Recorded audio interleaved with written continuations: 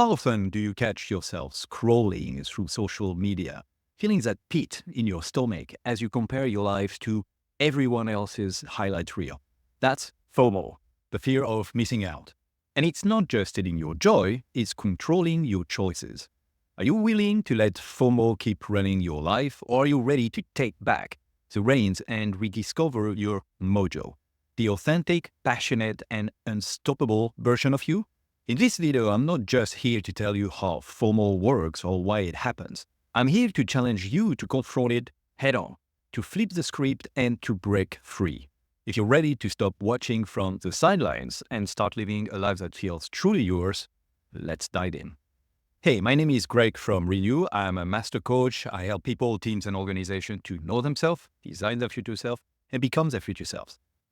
Renew and I are here to help you live a life where you have control. The fear of missing out isn't just a trendy acronym. It's a deeply rooted psychological phenomenon that every human being has. It's that feeling you get when you think everyone else is doing something exciting, achieving more, or living a better life, while you're left behind, scrolling through your phone, wondering, why not me? FOMO taps into something primal. Back in the day, think about caveman times, or survival depended on being part of the group. So we kept looking at each other and mirroring what everything and everybody else was doing. If you missed out, you might miss critical resources, safety, or community. So this natural instinct to look at others is very much embedded inside us. Fast forward to today, and those same instincts are playing out in a very different world. Now, instead of real threats that we work together on, we're battling Instagram stories, TikTok trends, and LinkedIn success posts. Social media isn't necessarily the villain. It's how we interact with it. Every scrolling exposes you to a highlight reel of someone else's life, their perfect vacation, their dream job promotion, their picture-perfect family. And what do? We compare their curated moments to our unfiltered reality. It's a losing game, isn't it? Because we're not seeing the behind the scenes, the struggles, the setbacks, or the insecurities they're hiding. We're just seeing the glossy, edited version. So tell me, when was the last time you felt FOMO? Maybe it was seeing friends at a party you were invited to. Maybe it was a colleague announcing a big career win. Or maybe it was watching influencers live a life you can't even imagine affording. How did that make you feel? Anxious? Inadequate? Maybe even resentful?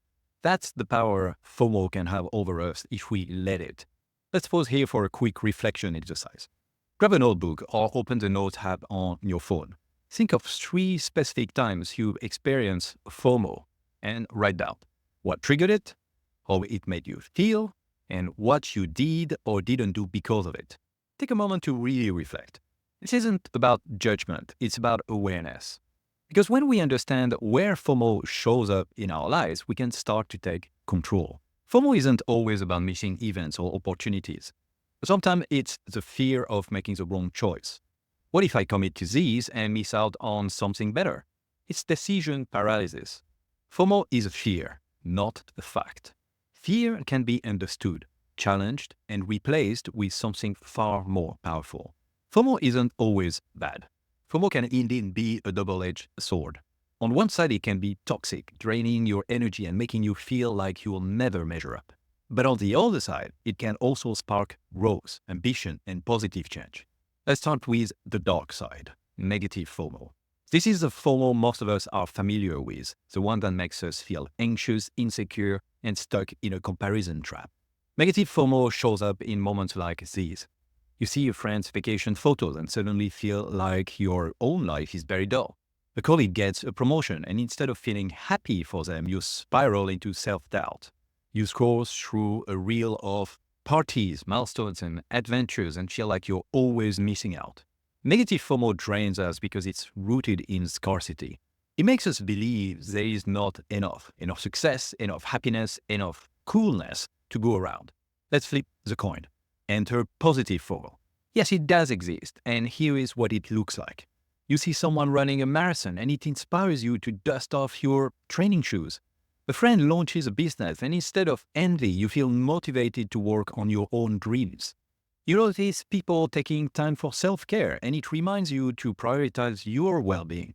Positive FOMO is all about inspiration and growth. It's rooted in abundance. The idea that seeing someone else thrive can motivate you to take action, not because you're less than, but because you're capable of more. The key difference? Negative FOMO focuses on what you're lacking, while positive FOMO focuses on what's possible. One keeps you stuck, the other propels you forward. Here is your next exercise. Write down 3 moments of FOMO you've experienced recently. For each one, ask yourself, was this FOMO negative or positive? If it was positive, what's one action I can take to turn that inspiration into progress? Remember, someone else's win doesn't mean your loss. Their success doesn't shrink the space for yours. It expands it, showing you what's possible. Are you willing to shift your mindset? You like this video so far? Then you know what to do. Also subscribe and put on the notifications if you want to receive content like this every week. And check out the other videos from other YouTube channels in the video description. It's always good to look at a topic through multiple voices. What is MOJO? Simply put, it's your inner rhythm, your unique spark, the alignment between who you are and how you live. It's the antidote to the constant noise and comparison of FOMO.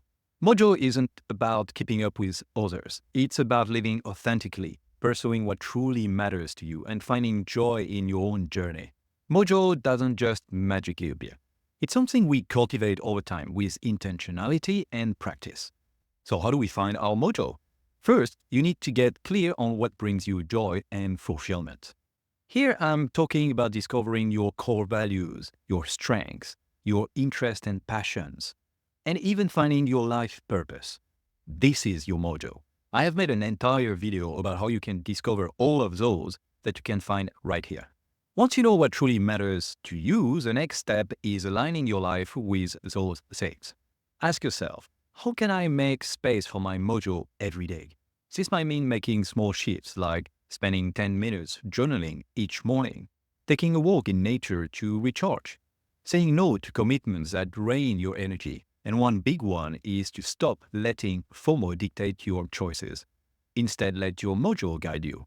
When faced with a decision, ask yourself, does this align with my values, strengths, interests, life purpose, and bring me closer to feeling happy and at peace? If the answer is no, then don't be afraid to let it go.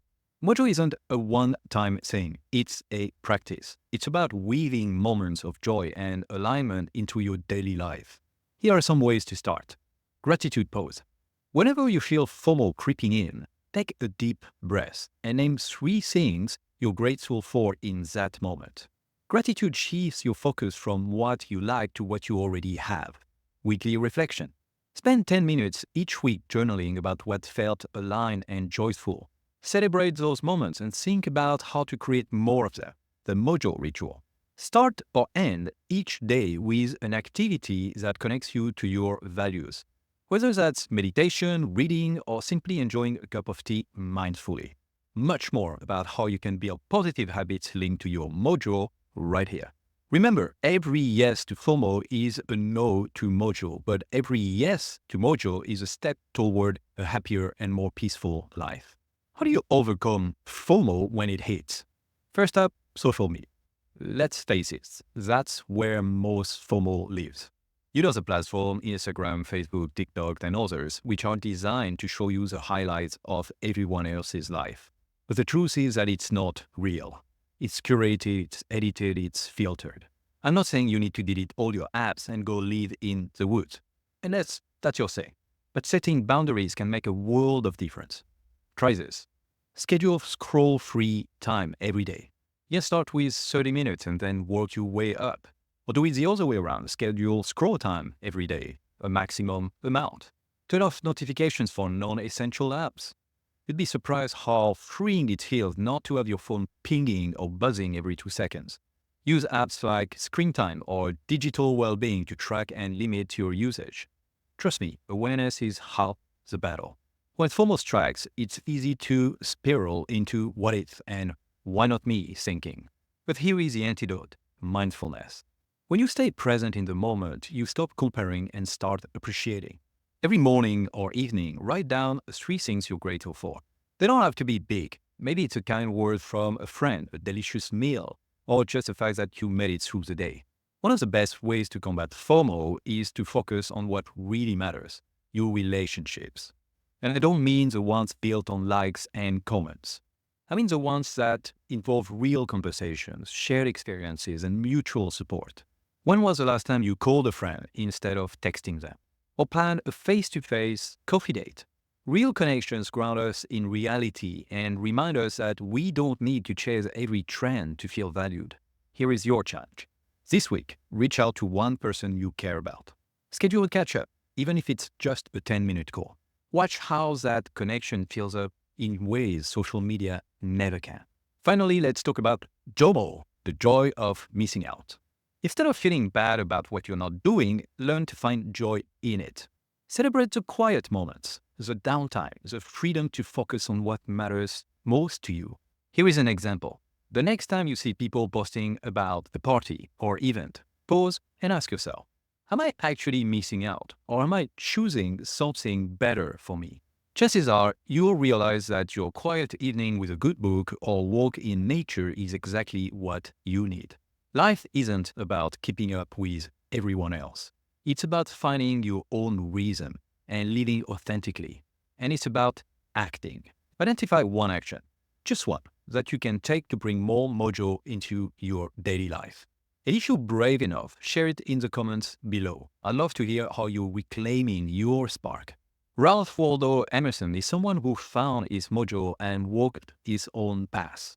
He once said, "To be yourself in a world that is constantly trying to make you something else is the greatest accomplishment."